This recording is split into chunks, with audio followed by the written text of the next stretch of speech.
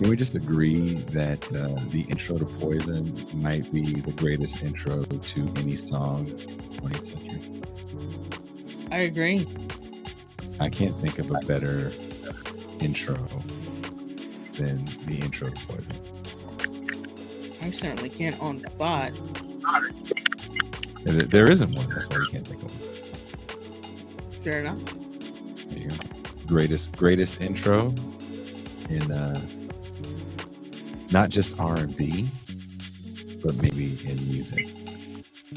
This right here, greatest intro podcasts.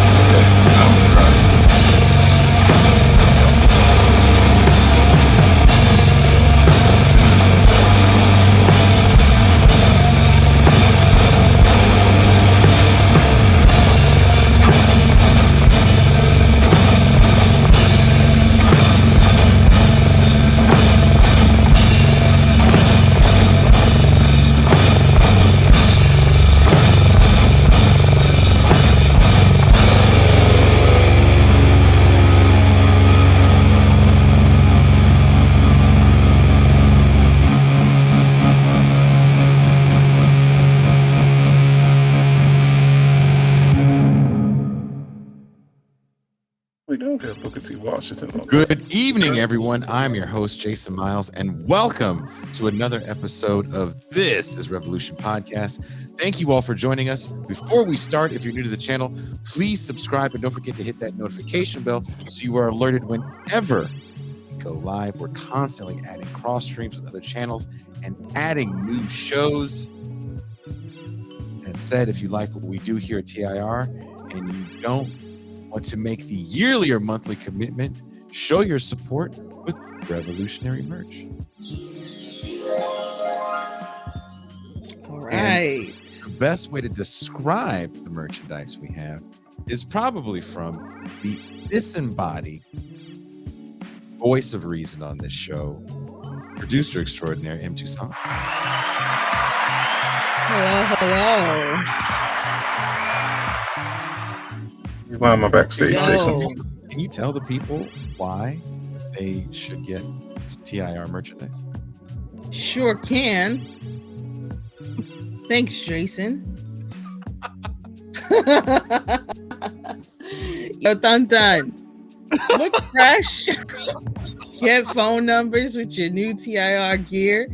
Deadass. Level up your t-shirt game with TIR merch.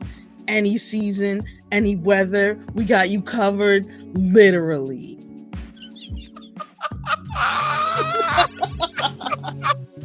Okay, why am I backstage?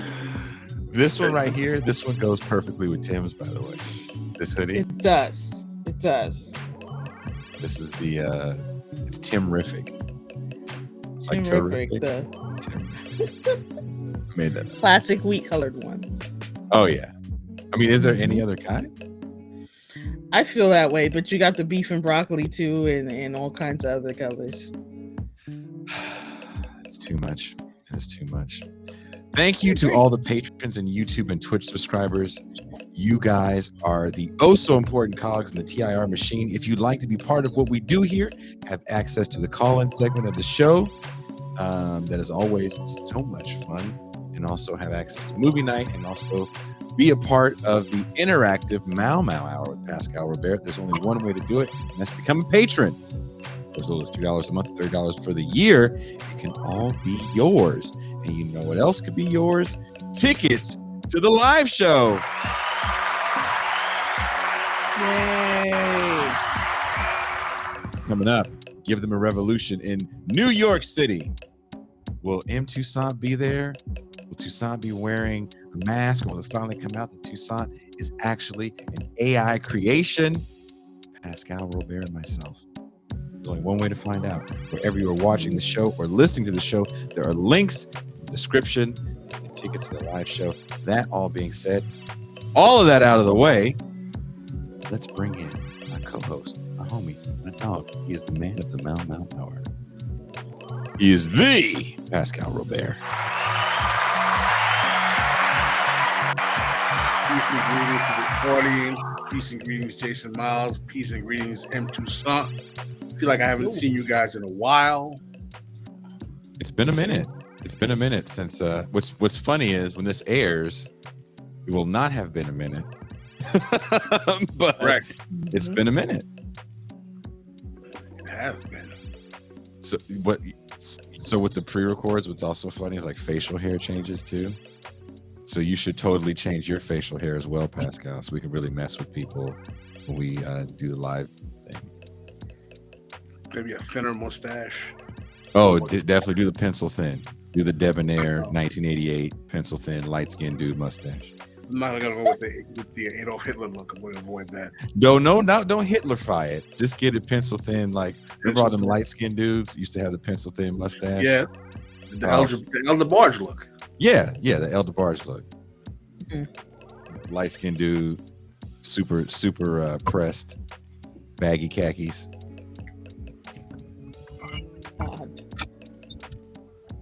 You don't remember those guys? What makes you all change this?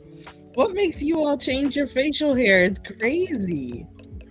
Actually, it can be just a bad cut. That's usually the problem with me. I've heard that. Yeah. The beard is all off. Got no hair. I got a chin strap on one side, and I look like Black Thought on the other. So yeah, just getting that all evened out.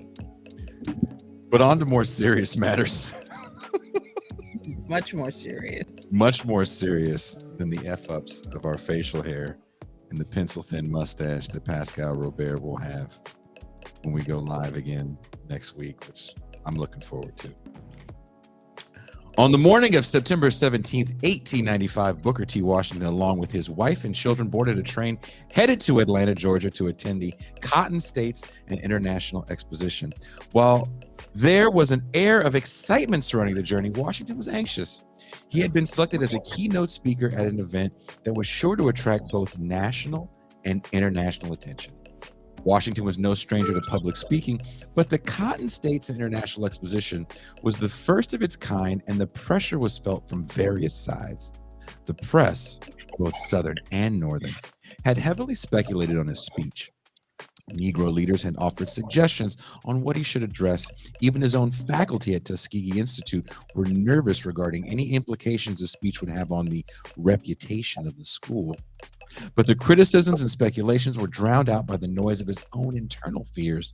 In his autobiography, Up From Slavery, Washington admitted that he had never set his sights on public speaking, nor seen himself as the appointed spokesman of the Negro race. But with every speech delivered, it was becoming more apparent that Washington's thoughts on America's race relations, more specifically the plight of Southern Negroes, drew very curious audiences wherever he went, and the stakes were especially high for his address. While Washington had been invited to several speaking engagements, the Cotton States and International Exposition would be the first time Washington would address a mixed audience of various interests. He later noted that he was painfully conscious of the fact that while I must be true to my own race in my utterances, I was equally determined to be as true to the North as well as to be the best element of the white South. The next morning, Washington delivered what would be known as the Atlanta Compromise speech. Washington spoke of the need for blacks and whites to find ways to coexist under the new context of freedom. Despite the histories that separated the races, Washington believed Americans could find common ground. Washington articulated that Negroes and whites can be as separate as the fingers, yet one as the hand in all things essential to mutual progress. But before he could address the need for racial cooperation, Washington spoke to the need for Negroes and whites to cast down their buckets toward each other. If Negroes were to cast down their buckets towards whites, they would find assistance in their progression into the ideals of American freedom. Washington noted that if Negroes wanted to better their condition on foreign land, they must not underestimate the importance of All right. cultivating friendly I relations. got my with settled headphones. white men. Excuse me. I'm gonna sit over here. If these relations were to remain friendly, Negroes must avoid questions of social equality, which he called the extremist folly. If Negroes were to advance, they must understand that any progress of racial advancement would be the result of severe and constant struggle rather than artificial forcing. That is an excerpt of the dissertation from our guest, Bridgette Robinson. She is an intellectual historian who is a proud 3-time HBCU graduate. She has held faculty positions at James Madison University, Towson University, Howard Community College, and Anne Arundel Community College. Currently, she serves as associate professor of history in the social sciences department at Prince George's Community College. Her research interests are eugenics, sexual health and reproduction issues, and racial uplift politics. Please welcome Dr. Bridgette Robinson.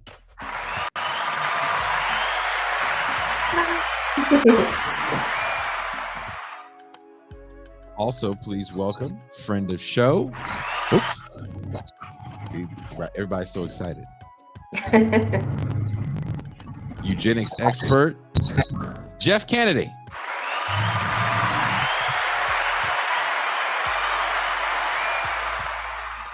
The deep state got Jeff. He hit that exit. He said, F this. He said, y'all Negroes didn't do an intro for me like that. Y'all are messing up the black political class with my job prospects. Yeah. Y'all messing up my good tenured position.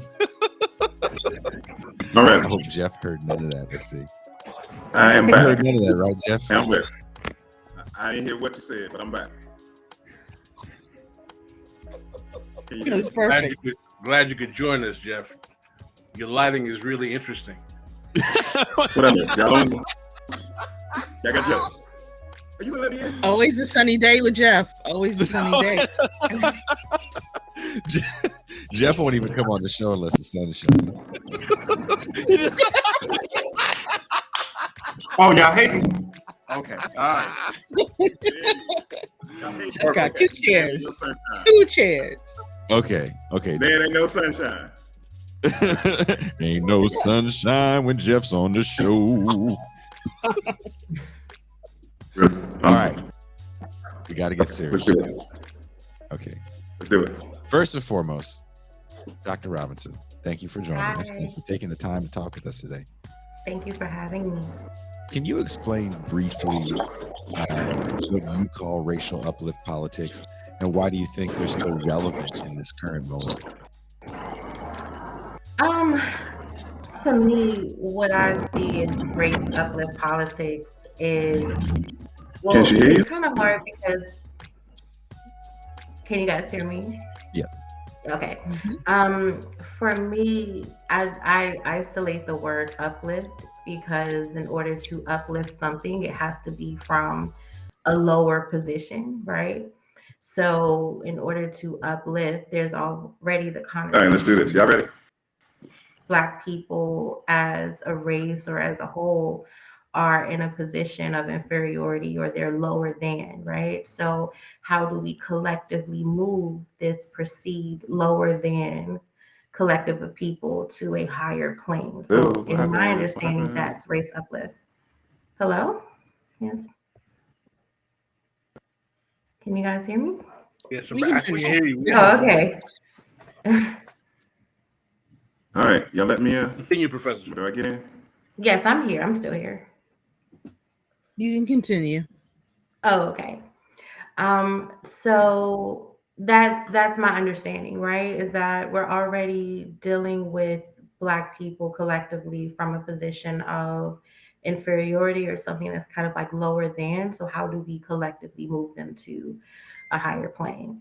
I think the second part of the question was, is it still necessary today, or is that something roundabout what you asked me? I think. Right. Well, what I wanted to ask, and I appreciate you defining uplift for us. Can you explain, if you can, because your dissertation is so rich in terms in explaining how these various concepts that, and we should assume that the actors that were bringing forth these ideologies had noble goals initially, but they were working from a position that was rooted in their class status and in terms of the consequence that came with that. What I would Right. like for you to do, if you can you explain the origins of 19th century eugenic thought and how it became pervasive among the Black elite of the late 19th and early 20th century? So in order to deal with eugenic thought, you have to go across the Atlantic to Europe, particularly England, right? England being the I first heard of this one. nation to really embrace industrialism in the modern era. And usually with industrialism comes urbanization. There was an entire underbelly of class of people that, rich society, the aristocracy, the nobles, they were afraid of mixing in with. So you had this idea created by Sir Francis Galton that says in order for the well-born to continue, right, they have to mate with other well-born people. And his entire theory, eugenics, which means literally the well-born, was a reaction to a society that was rapidly changing because of industrialism. It comes across the pond to the United States because, interestingly, 100 years or so later, we are going through the same thing. We are a very heavily industrialized nation at the end of the 19th century. We have an immigration boom to the east and the west of us, and you got 4.5 million Black folks who are no longer confined to a specific container of space. So there was this huge fear of race mixing, and in that the loss of whiteness. So that's how eugenics kind of manifested itself here. Generally speaking, whenever you see nations or groups embrace eugenics, there's an anxiety of losing a certain demographic of people. And usually that demographic of people, they're in the minority, but they are the most powerful, but they understand that they are in the minority. And how do we keep reproducing? So, how exactly was that intertwined into the philosophy or the thinking of what we have been taught as the vanguard of the talented 10th, or the initiators of the racial uplift project of the late 19th, early 20th century? So it intertwined because you had eugenics, which was its own separate movement in the early 20th century United States, right? And then right next door, parallel to it, you have, these race uplift conversations. They're two distinct movements, and I tried to make that clear in my dissertation. Um, the parallels or the connections between the two is that there's a real need by Black Americans to assimilate, right? And I start off with Booker T. Washington, and I want to say he was not someone who was classist per se.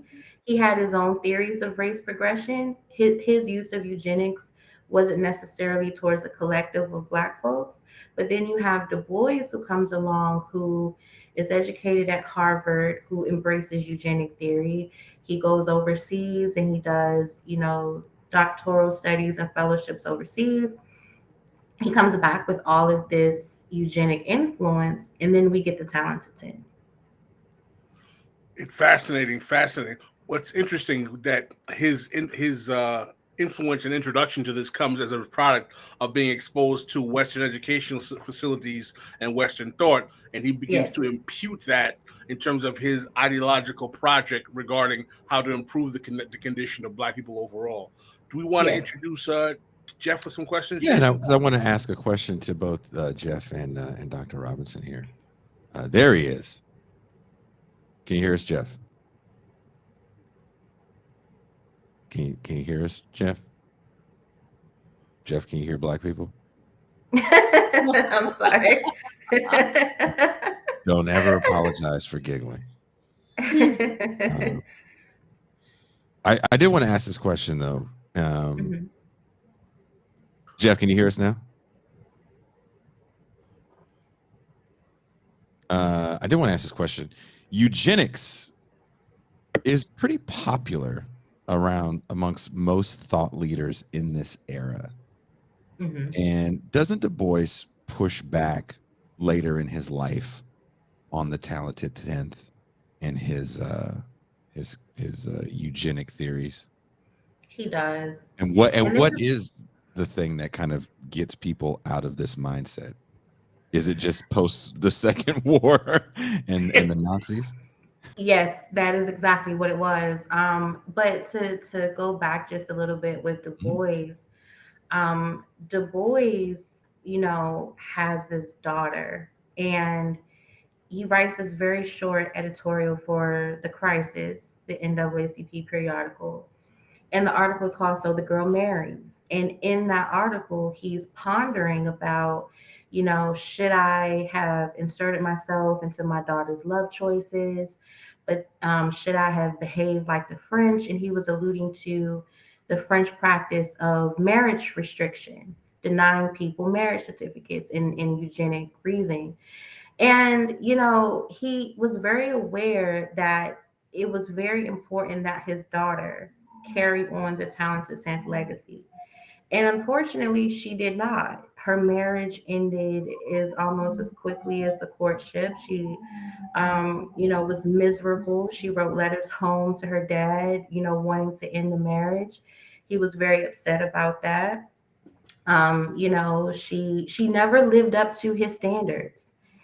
And I think that coupled with, Nazism and how Germany used eugenics later on in his career, he backtracked on the talented 10th. But as I told my students recently, I said it was too late because nobody remembers or nobody knows Du Bois really backtracked on the talented 10th. He is tied to that legacy forever. Like he will never escape it. But that is true. Later in his life, he does ease on that and he says it's not so much class status that makes a person, but more so character and integrity. So, Well, one of the questions I wanted to ask you, Professor Robinson, is that can you elaborate for us how institutions like the National Urban League and historically black colleges were financed by philanthropies and foundations like the Rockefeller and the Rosenwald foundations to mhm. promote eugenics within the black community and within their teaching? So I uncovered this part of my research. I was in I want to say the American Philosophical Society. It's like an archive depository in Philadelphia. And they house a lot of eugenic records from Cold Spring Harbor and those laboratories up there. And they had a whole folder that said Negro colleges. I'm like, what is this about? And so, what eugenic societies would do is they would send questionnaires to HBCUs. Hey, do you have eugenics courses on your roster? If you don't, are you interested in eugenics courses? And I was actually surprised to find that when these surveys would be responded and sent back, these HBCUs were already saying like, oh, we got eugenics courses on the books. We don't really need any curriculum help, or we don't need any guest speakers or advisors because we already have them. So there's that way. There's a direct effort by eugenics societies and think tanks to get eugenics courses into those curriculums. And then the other way is kind of more backdoor, right? So when I think about that, I think about Tuskegee and Howard comes to mind. So Booker T. Washington was really into horse breeding. So that kind of started a relationship between him and Charles Davenport and all of those big names we associate with eugenics. And they became lifelong correspondents. So, there was one time where the heat went out at Tuskegee and he needed help, paying that bill and getting the heat cut back on. So he reached out to Davenport for money. And through that relationship, Davenport and other eugenicists were able to come into Tuskegee to do field research and conduct experiments. Same thing with Howard. Howard got a whole new science building because they had a long-standing relationship with institutions like the Carnegie Foundation, who were also financing other eugenic projects elsewhere in the country. This is really fascinating because what in the research that I've done, you Mhm, see that the talented tenth ideology, which is an organic philosophy that comes out of Black elites in the early 19th century, mhm, as much as we tend to ascribe them as deciding of their own volition to lead mhm. a race, these people are actually being financed by big capital Yes. in many ways to promote ideas that quite frankly work to the disadvantage of poor and working class Black people.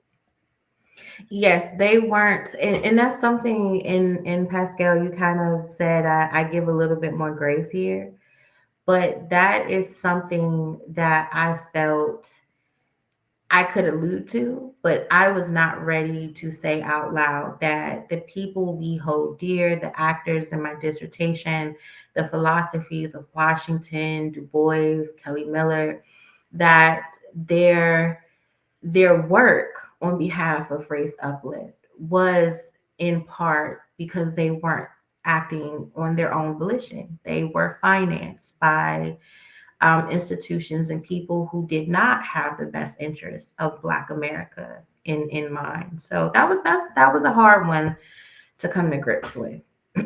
Well, what's fascinating, and if hopefully we can get Jeff in here. What's fascinating for that analysis that you so eloquently demonstrate is that it demonstrates a correlation with a phenomenon that we often discuss with on our show here, the contemporary Black political class, and how oftentimes, based on our analysis of their material relationship to the lords of capital and the ruling class in America, that they use race or racial uplift or race or collective racial identity to create the illusion of working in the interests of Black people when actually they're either fulfilling their own economic interests relative to those who finance them, or they're actually working at the behest of their personal economic aggrandizement.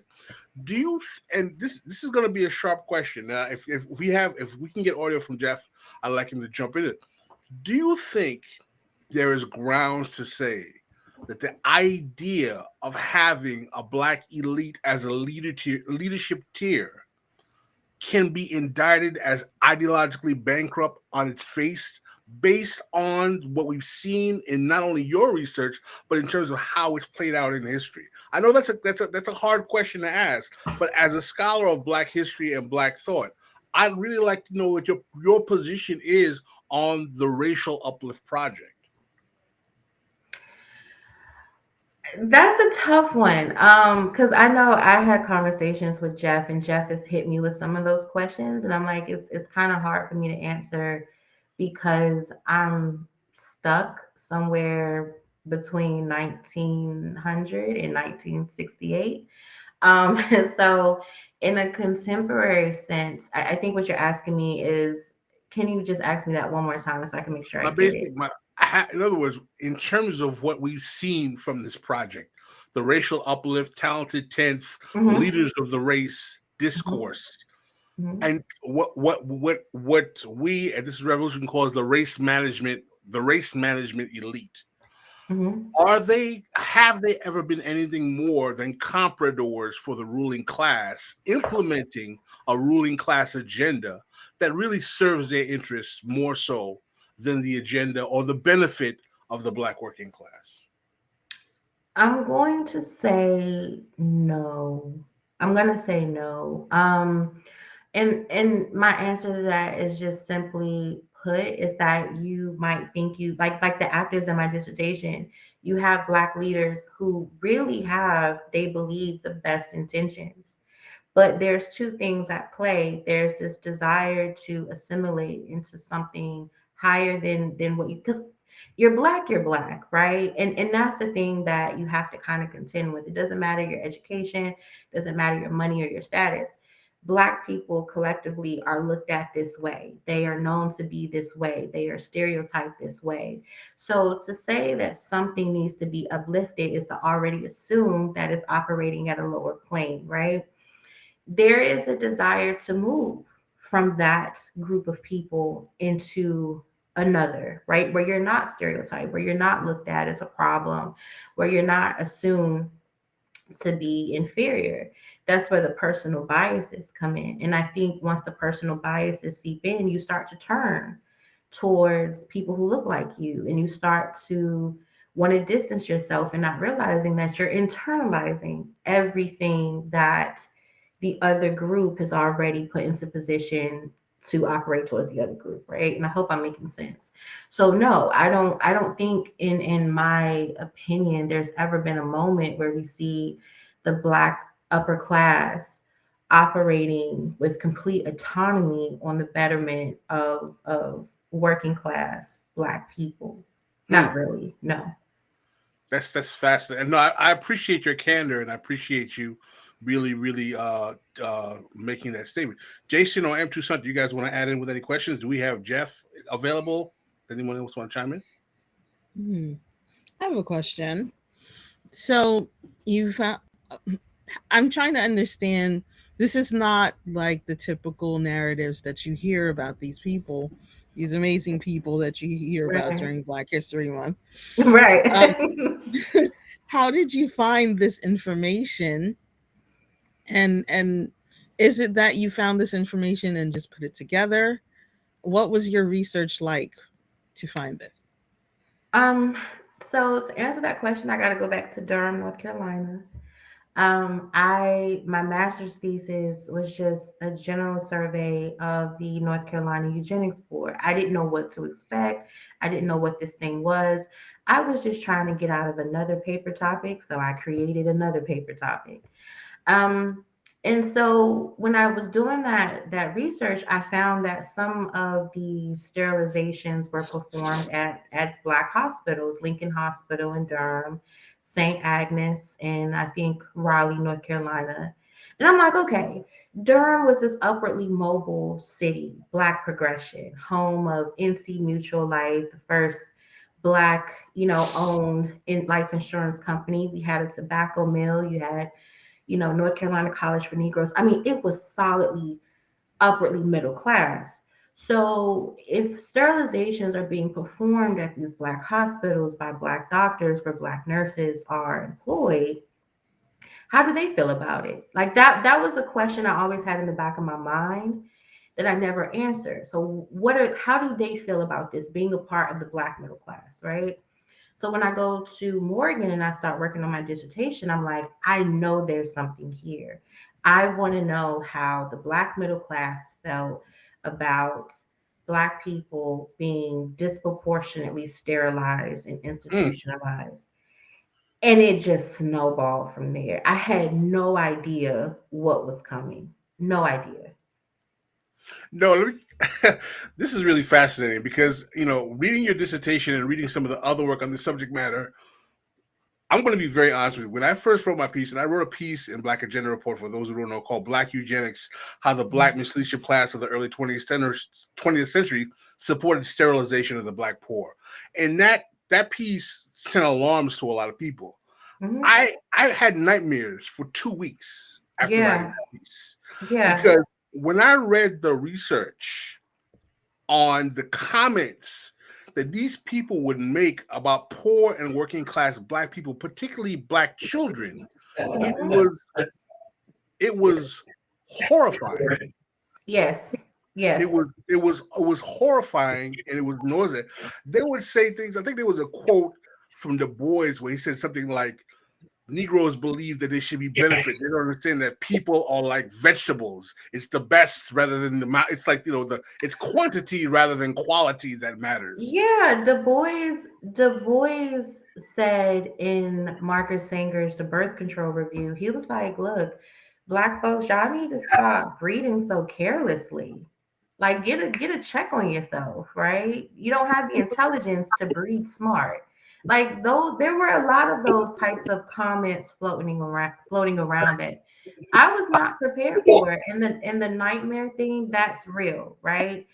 The emotional toll it took reading about the Black women who were sterilized, or the Black women who didn't know they were sterilized until decades later, or having your own parents petition for you to be sterilized. All of that took such an emotional toll on me. So I get it.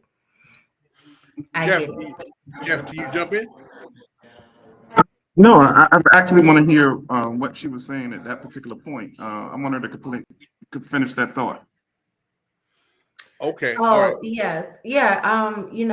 Reading, some of the stories where I had a professor at NCCU, her own mother went decades without knowing she was inserted with an IUD device, right? And it was discovered when she was in her late 60s, and it happened when she was in her 20s.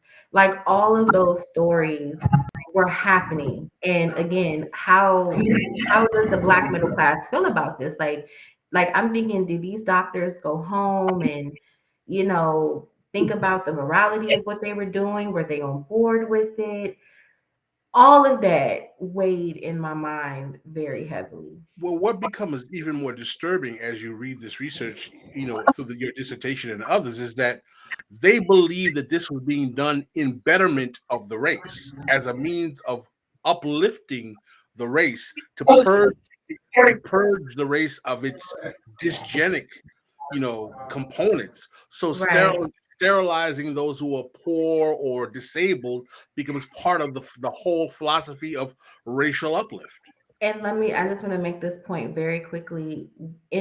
At first, we have respectability politics, right? This is how you eat, this is how you dress, this is how you behave. And then when we look at this phenomenon, the Great Migration, right? When we see Black folks just fleeing the South, record numbers, Black Northerners were so alarmed by the number of Southern migrants coming into cities like, Harlem, Detroit, Chicago, that they felt respectability politics and trying to change and reform Black people's behavior, it wasn't quick enough. So after the Great Migration, you start to see them embracing more eugenic solutions like birth control and sterilization, because that's quicker than trying to teach a whole group of people how to behave, how to talk, how to dress. Well, this is where I want Jeff to jump in. What is Yeah, fascinating? yeah. Jeff, This is the part. Can you hear me? yes, go ahead, Jeff. If I hear me? Now, this is the part that I actually find to be absolutely fascinating, even though your whole project is fascinating. When it comes to the respectability politics, can you elaborate a little bit more on respectability politics and eugenics? Sure. So first, I have to give a shout out to Dr. Evelyn Higginbotham and Righteous Discontent.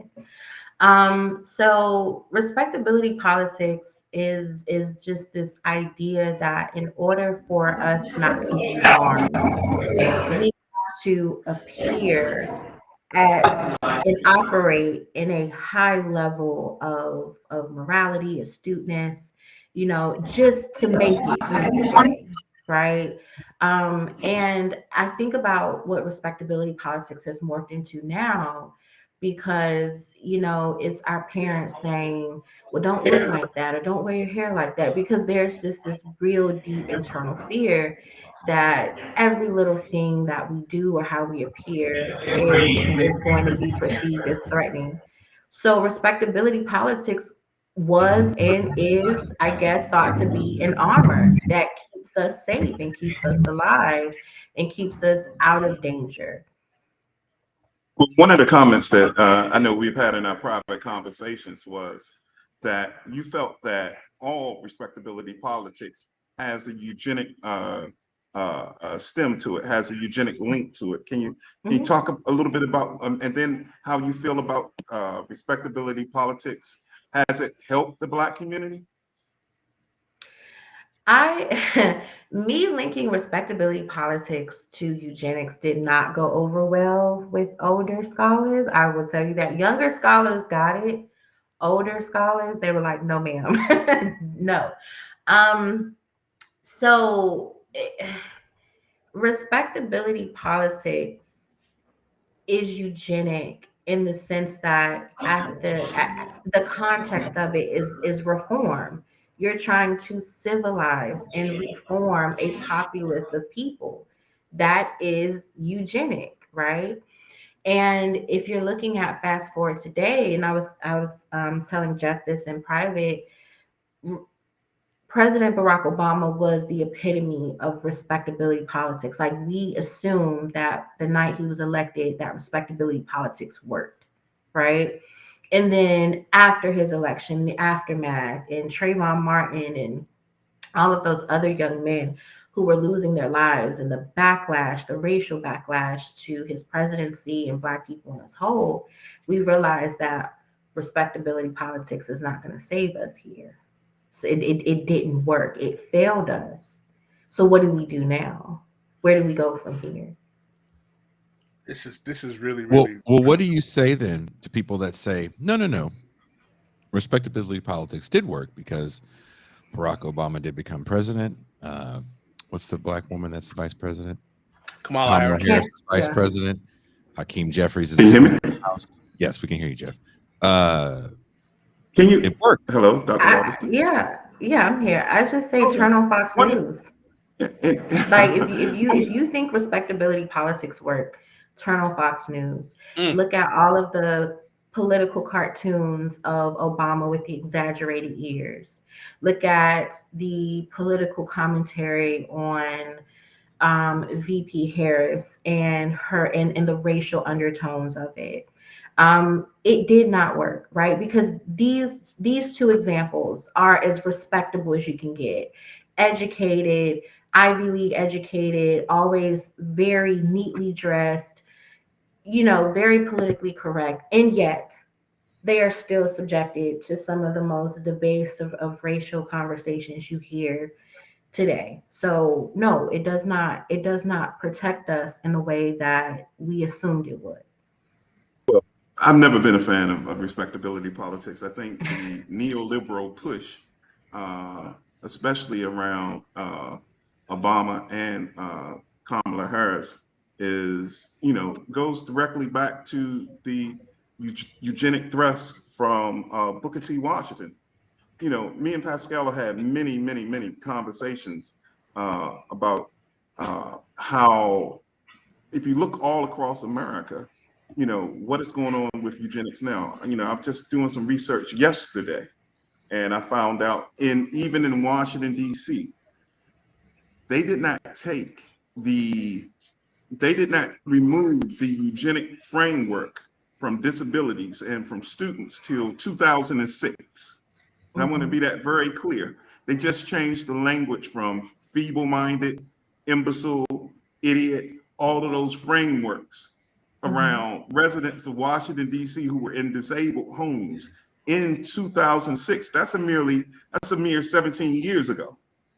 So the question is, what was the anti-eugenic training that the employees of the District of Columbia, or the majority who are majority Black in the district government, what was the training they got around, anti-eugenic, anti-eugenic, removing those frameworks from how they treat people who are disabled, and from students in the District of Columbia? Yeah, that's a good point. Dr. Robinson, I wanted to ask you another question. Okay. Oftentimes, we see the belief that these projects would have been gendered in a way that they are a product of a kind of masculinist caretaking, or a Black male caretaking of the affairs of Black people. One of the things that I found fascinating about your dissertation is that you talk about the role of the women's club movement in eugenics, and Yeah. and it's just amazing to see how all of these very well educated elite Black women were supporting some of the most horrendous ideas about poor and working class people, and particularly poor Black women. Can you elaborate on the way in which the Black Women's Club movement and eugenics intersected in the early 20th century? Sure. So, club women activity, black or white, came out of the social purity movement of like the 1880s, 1890s. Social purity and was like a really big thing. And so a lot of middle class women formed clubs around, again, just a response to industrialism and immigration, right? These poor souls are coming over here. They need food, they need shelter, and let's give them a Bible too, right? So club activity came out of that. But eugenics also is linked to the social purity movement as well. So it was just by design that club activity amongst middle class women and eugenics would intersect. The club women part, for me, it was the chapter I started first. It was the chapter I finished last. It was the chapter that was the most researched because I had to make sure I got it right. These women were more grassroots than their male counterparts, right? So let's start there. They were the ones in the community. They were the ones doing the institution building. And I think I have a story somewhere in there where I talk about how Margaret Washington went down to a plantation and named somebody else's child, right? Because all in the name of respectability. And I think about what Black women had to face in that time period, early 20th century. It was extraordinary, more so than Black men being caught in the middle of race and gender and what society felt about Black women, their agency, their bodies. So, more than the men, they took the mantle of respectability and they hammered it much more harshly. And they put a lot of blame on the Black community, particularly lower class Black women, than their male counterparts. Mm. They couldn't let it go. And I, being a Black woman, I understand why. Is it still harmful? Yes, it's because it's almost like you're blaming someone for their own victimization, right?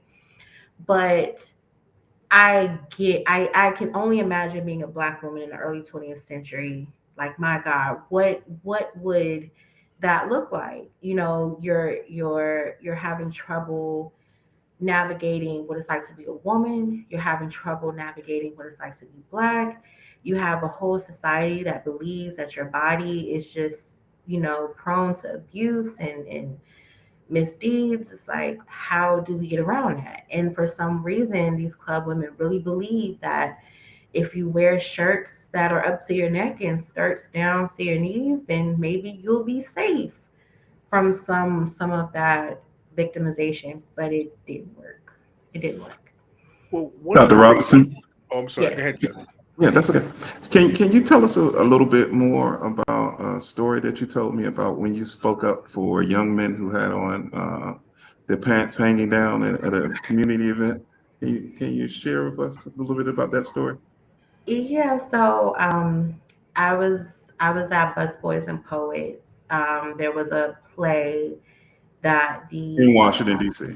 in DC, sorry, that the I think it's the Dorothy Heights branch of the Association for the Study of African American Life and History. They were doing a play, and I think the premise of that play was if if Martin Luther King has just died, so Malcolm X and Medgar Evers are welcoming him into heaven.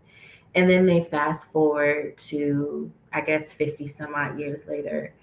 And they're in heaven. Just the actors are just pointing down at Black folks. Look at that. Look at that. Look at that young man over there listens to that gangster music.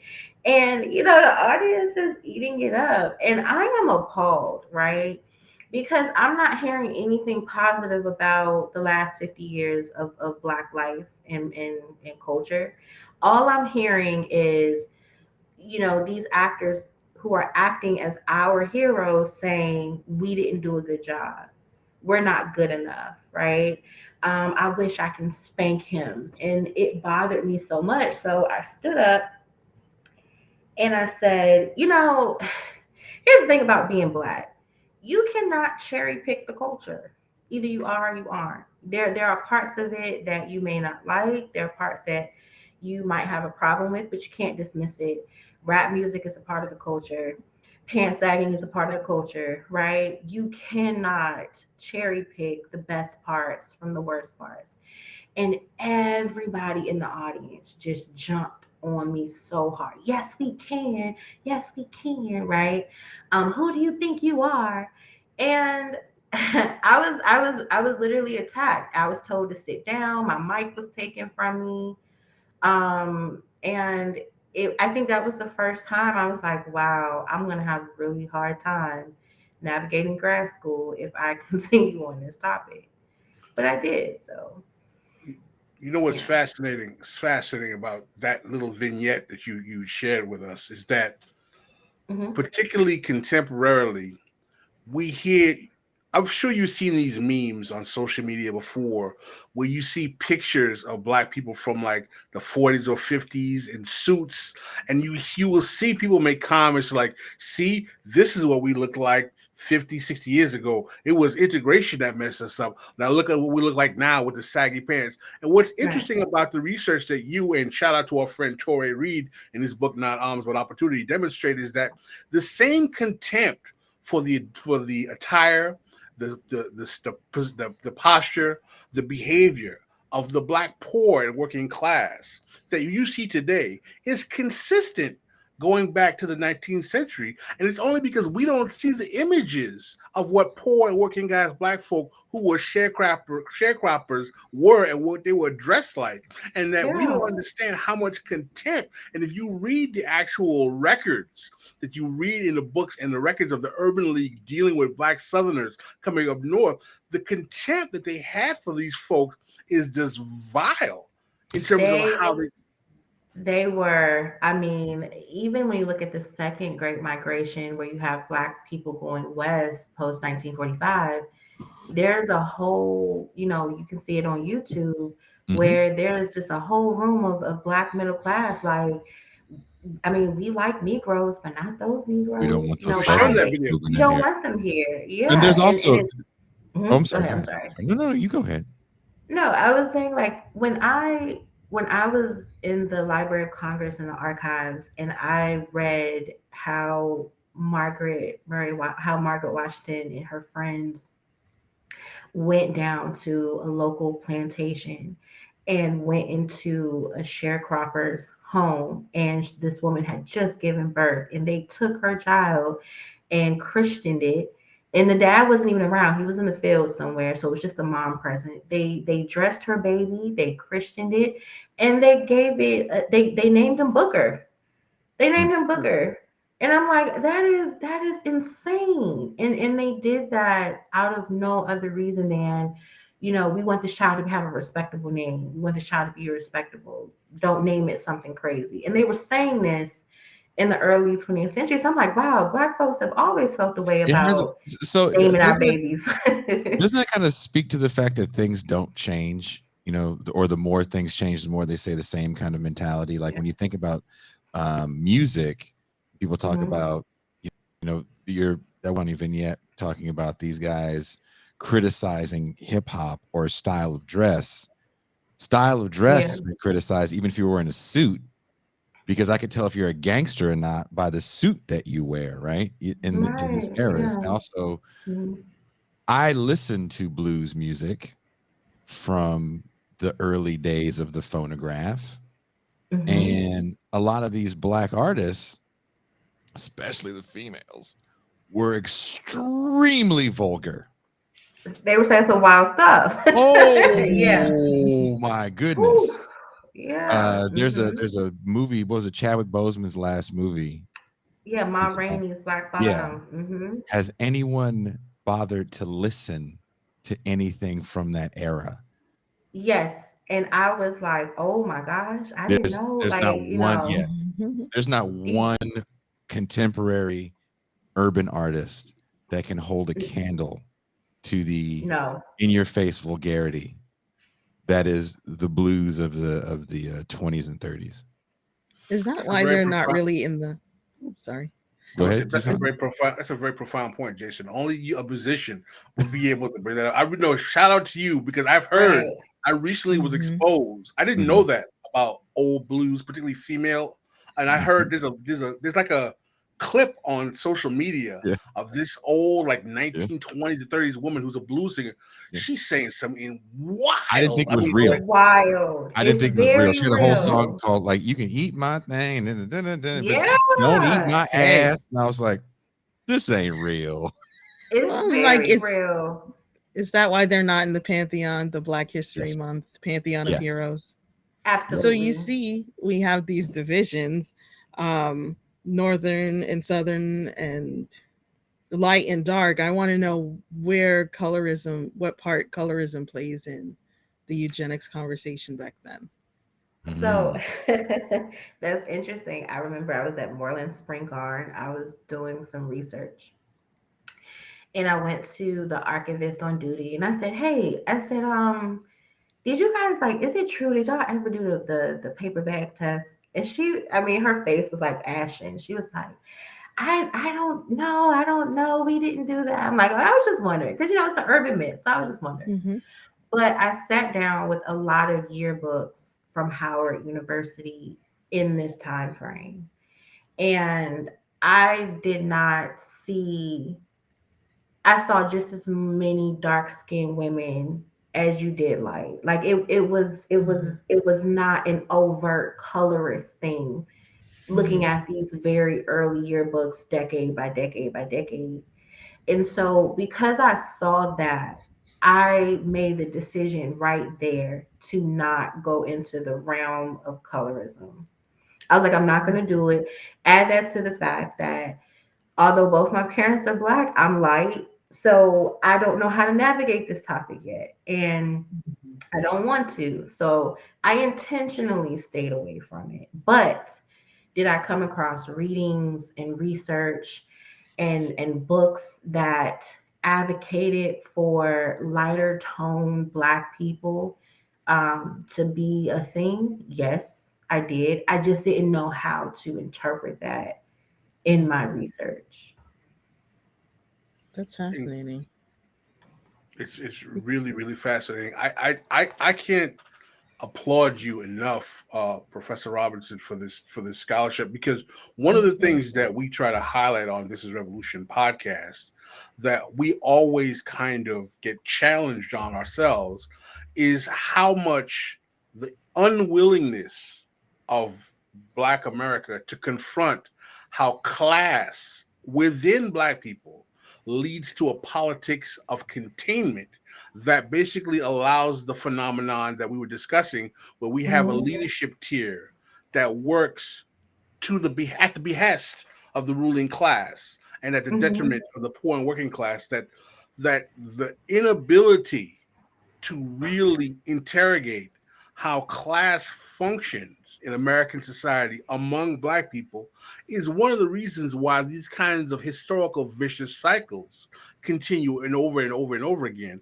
And what I find refreshing about your work is that not only does it try to effectively puncture the illusion of racial unity, but it takes a sledgehammer to that and explains that there has always been this schism of people, and even the great luminaries of Black history worked within this paradigm where they were actually kind of assets of the ruling class that didn't really help. One thing I want to ask, because in the research I've seen about eugenics and the Black elite, I've never seen anyone address where Black socialists and communists, who did exist in these periods of time, and how, and I would argue, offered a much more sophisticated solution to the conditions of poor and working class Black people, where they stood on these issues. Have you seen any research in terms of where they stood and how they reacted to them, or what their positions were? I haven't seen, there are definitely some scholarship that I've read that was very critical of Du Bois and Washington and the Black ruling elite.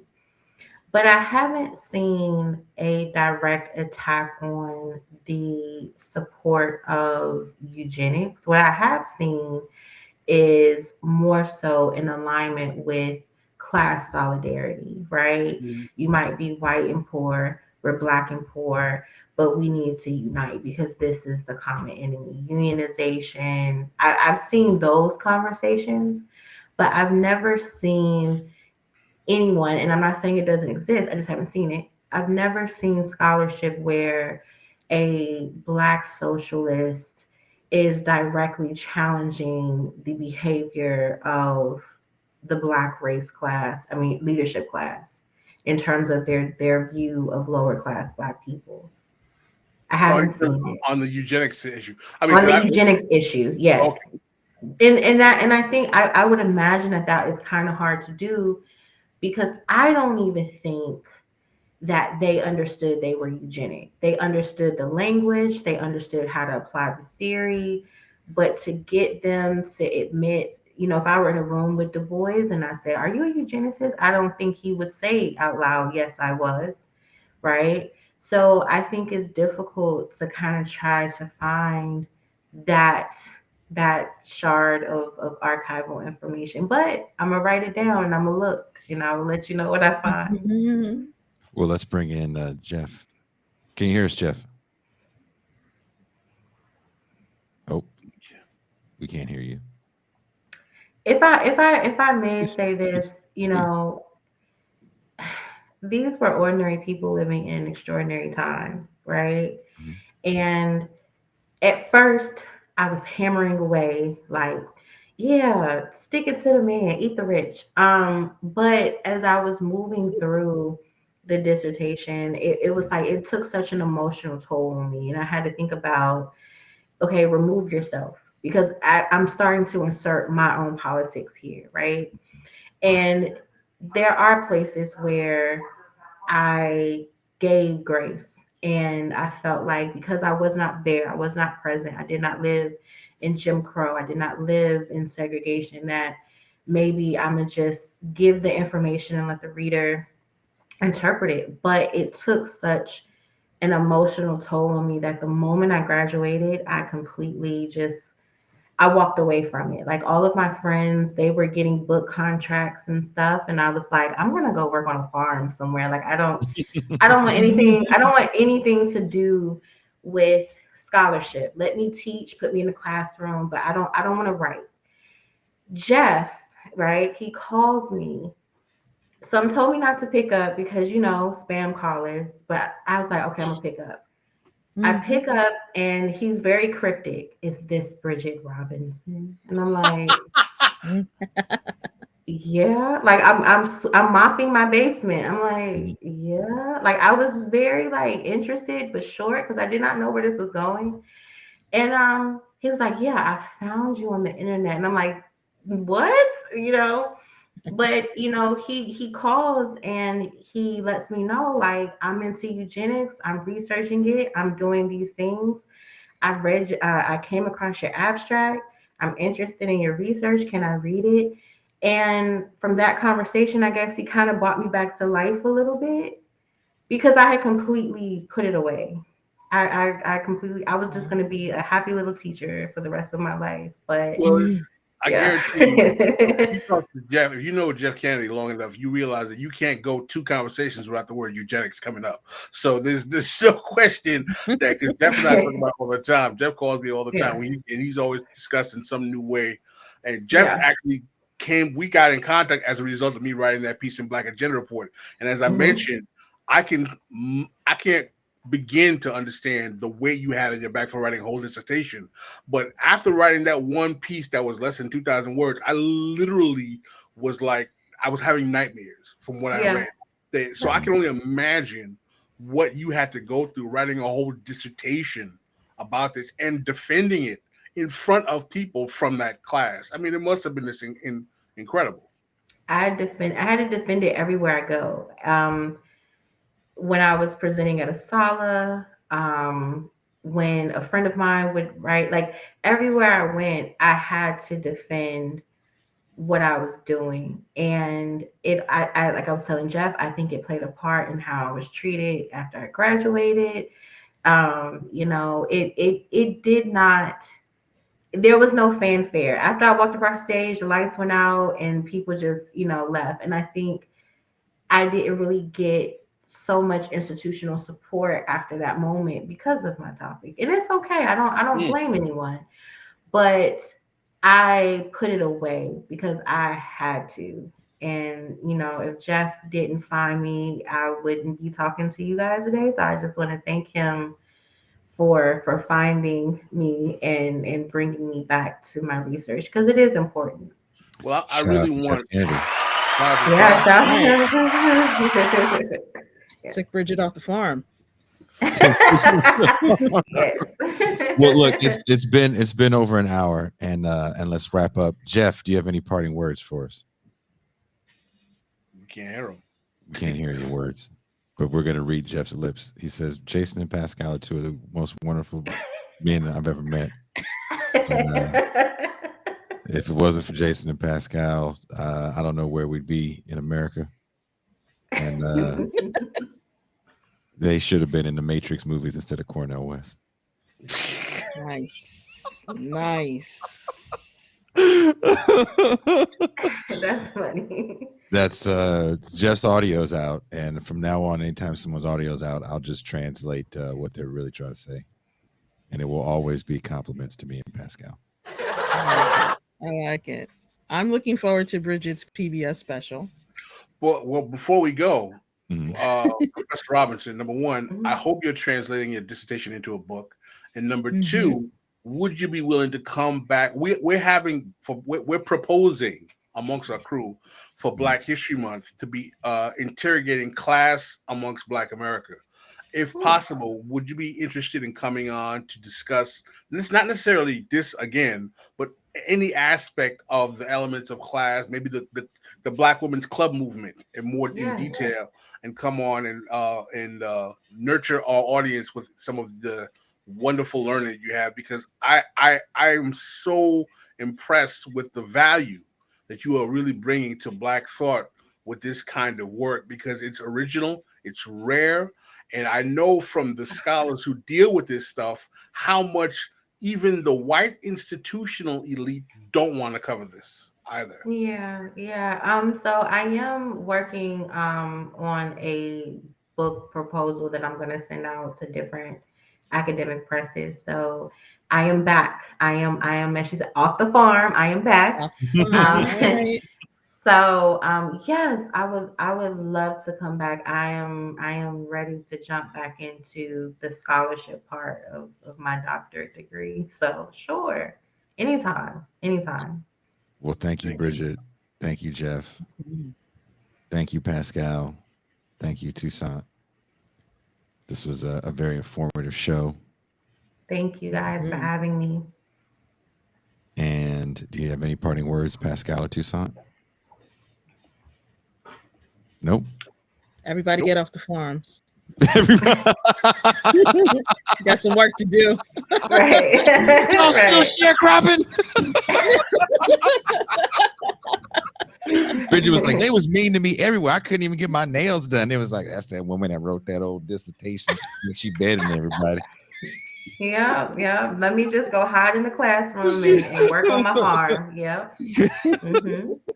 Couldn't even get her hair done without somebody just tell somebody about something. Yeah, that's what I did. All of my friends were getting these big appointments and postdocs and book contracts. I was like, I'm down here at community college. I'm fine. I'm working on my farm. Leave me alone. Couldn't even go to Publix. It was just talking shit to Publix. Sure was. Thank you very much, Dr. Robinson. Thank you guys. Thank you guys for everything. We are out. Thank you. Bye.